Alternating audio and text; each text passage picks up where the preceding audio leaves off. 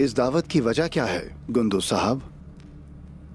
कमाल है, आप ऐसे पेश आ रहे हैं जैसे आपको कुछ खबर ही नहीं। तुर्गुत साहब के सिपाहियों पर आपने हमला किया। क्या?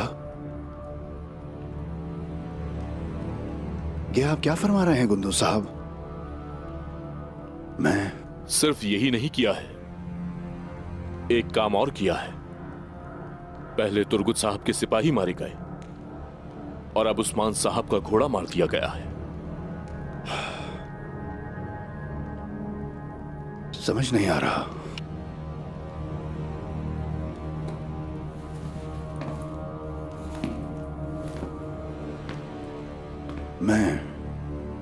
मैं ऐसा क्यों करना चाहूंगा?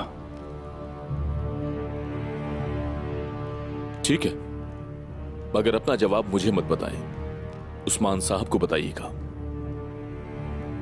गुरूब आफ्ताब तक हम कबीले में आपका इंतजार करेंगे।